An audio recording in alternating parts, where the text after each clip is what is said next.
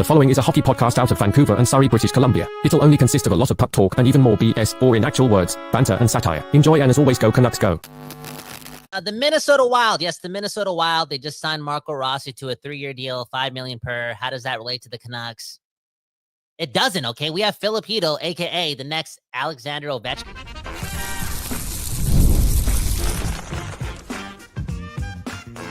You're Locked On Canucks, your daily podcast on the Vancouver Canucks, part of the Locked On Podcast Network, your team every day. People, we back doing this, and that's talking about your Vancouver Canucks. Yes, August 22nd, we're almost there, but we're still here. And again, that's you're on Locked On Canucks, giving you all that extra Vancouver assumption, okay? Anywho, today's episode is brought to you by Game Time. You know the deal, right? You create an account, get the app, boom, bam, use code LOCKEDONNHL, and get $20 off your first purchase. Yeah. Marco Rossi, not a Vancouver Canuck. It's official. I think some people over here thought there was still a chance. I to be honest, I thought there was still a chance, considering that A, he wasn't signed, and B, the Canucks still haven't found that second line center, right? You could put 2 and 2 together and maybe get 4. But it wasn't for us. Again, Marco Rossi stays in Minnesota. To some extent, somewhat of a team-friendly deal, only getting paid $5 million per. I know he was demoted to the 4th line, but he did pick up a ton of points in the regular season. Still a young player. Has some confidence, has some self-belief. You know, like there's room for this guy to be better and not be a non-playoff performer, not be a gritty player, not be a bigger player when, you know, you take into account his stature and his play style. But we've heard the pundits say in the past that he needs more time, and there is a level of truculence to his game that he's not being appreciated for. And with time, he could be a legitimate number 2 center. If that's the case for the Minnesota Wild, well, I'm not going to say they have the best team or one of the top teams in the Western Conference, but they do have Kaprizov, right? And they do have Brock Faber. And Marco Rossi, not a number 1 center, but they could make moves because Minnesota's a cool place. Even though I'm a Packers fan, Minnesota's a cool place, especially to play hockey. They got one of the best players in the world. Again, Kaprizov, if he's healthy this year, does he win the MVP? Maybe. That's an attracting place. And if you look at next year and where they're situated with their cap, I'm assuming, and what's on the market, because everyone's cap, again, is going through the roof next year. They could be in position to make a play. Like Jack Eichel in the state of hockey could be a thing. I don't know. Right? But they could be in play. And if Marco Rossi's only getting paid $5 million down the middle to be your 2C, or even just like a really good 3rd-C, you're cooking. All in all, though, the Canucks, this is Locked On Canucks. How does that relate to us? But, look at this. Mel Vaughn saying we dodged a bullet.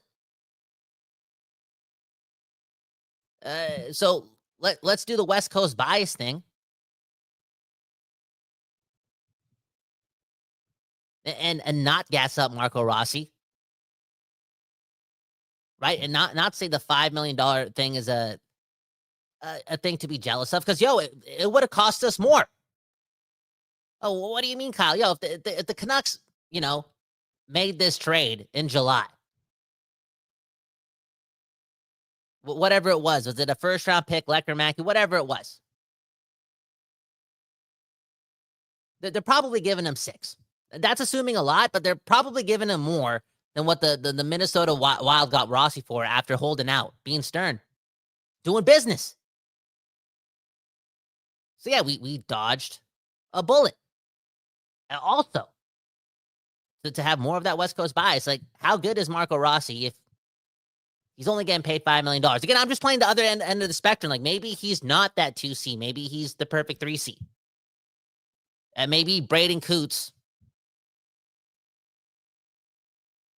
is the better guy, a.k.a. the next Sam Bennett. Let us know in the comments, okay? Would you... looking back, would you have traded Braden Coots and then some for Marco Rossi?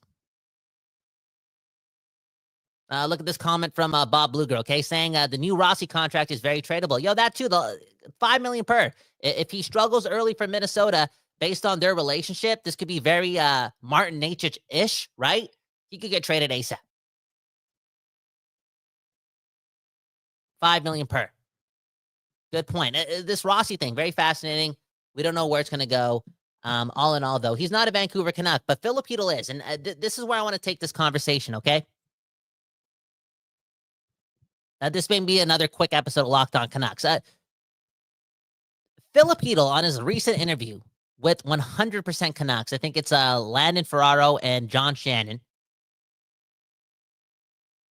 They had him on, and obviously, the Canuck world is listening. I think there's not a more fascinating player on this team. I know we have Elias Pettersson, but Filip Chytil, based on his energy, based on his exuberance, based on his personality, I think he just did a good job connecting with me as a fan at the tail part of last season. And he didn't even play, but you could just tell based on the body energy at the rink, the body energy when he was actually playing games, that this guy's having fun.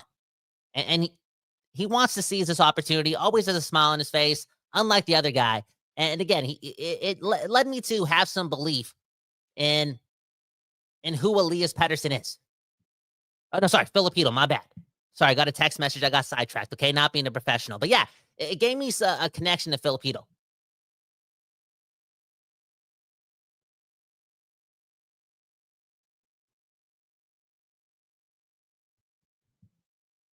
And after hearing even more confidence, not cockiness, but this other style of self-belief, because this guy's talking about, his fascination with shooting the puck, scoring goals. That's his favorite thing to do. After hearing all that, after, looking forward to the opportunity, never having that with the Rangers, he kind of touched on that too. Anytime he moved up the lineup, he got hurt. Him also talking about, strengthening, himself. I'm paraphrasing just a bit, to protect himself, okay? Not have to endure what he's endured. And that's a lot of concussions, right? It sounds like he's doing some neck exercises or something, okay? Or, doing a different type of shoulder shrug. But he's protecting himself. He's just committed, obviously, to prove it to himself, to the world, to Czech Republic, to John Shannon and Landon Ferraro, that this is different. It's about to be holy Chytil, time in and time out, and I believe it. I believe that if he's healthy and has Brock Besser with him,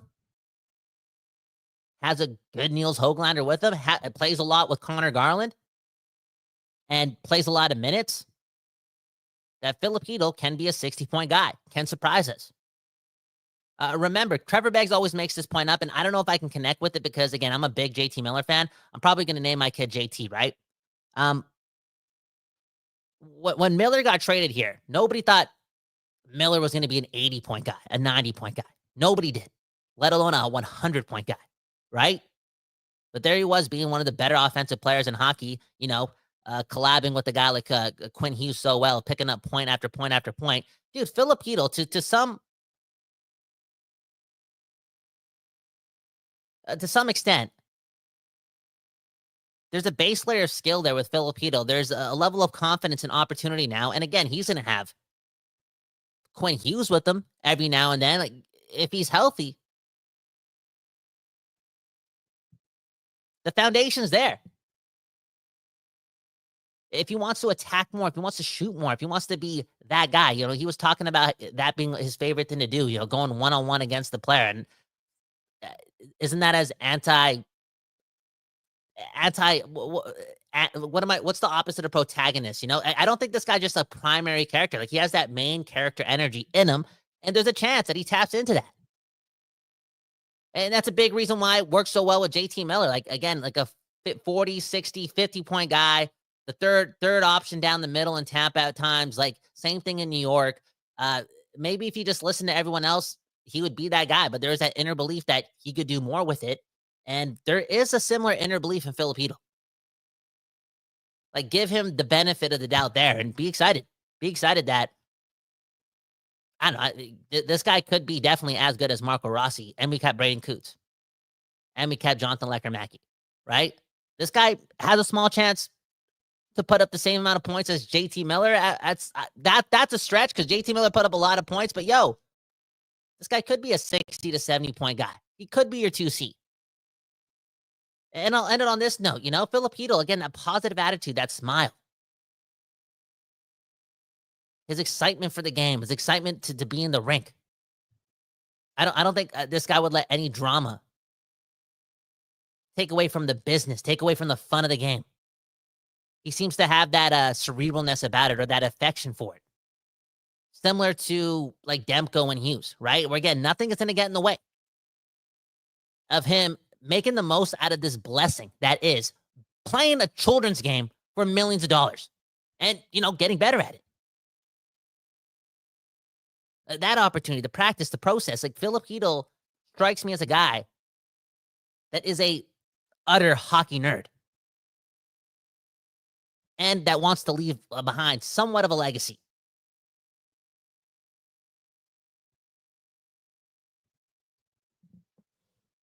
I was excited, okay? Do yourself a favor. Listen to that Marco Rossi, Filip Chytil interview on 100% Canucks. Okay, I'm sorry. Couple F-ups. I'm all over the place. I'm getting text messages while doing this episode, and it's August 22nd. Can you blame me? Anyways, let's read some comments and get out of here. Okay, the Canucks won't win the Cup this year. They'll build for next year and stack free agents. That's from Mel Vaughn. Yeah. We trade for Rossi. We trade Braden Coots. We don't know if Rossi's the guy. You're not moving like a team that hasn't made the playoffs much over the last decade. Like it's pretty obvious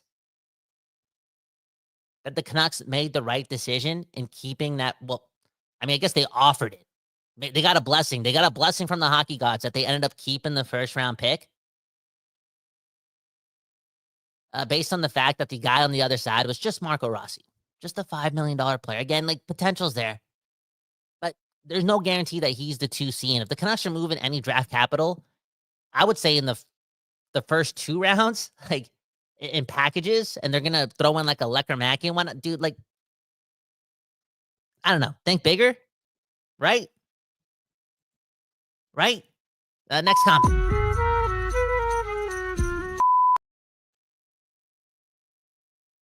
What else? What else we got here? La Primo saying JT Bowen goes pretty hard. You know what? I might name my child Begsy Bowen. Okay. What's wrong with that? I might name my kid Buddy Bowen. Who knows? Last comment. Bob Luger saying everyone go watch Chris Faber's interviews with the coaches. Good stuff. Yeah, Chris Faber doing good work for the Vancouver Canucks and dropping a lot of positive insight on what's to come with all the new faces behind the bench. And has Faber sat with Filip Chytil? I want to see that one. Anyways, my name's Kyle Bound. That was Locked On Canucks. Thanks for watching. Hit the like button. The Canucks don't get Marco Rossi. Who cares? I'm over it. One left to Filip Chytil. Let's see what you got. And I don't know, prove the hockey world wrong, right? Holy Chytil. I want that trending here in Vancouver. Anywho, peace.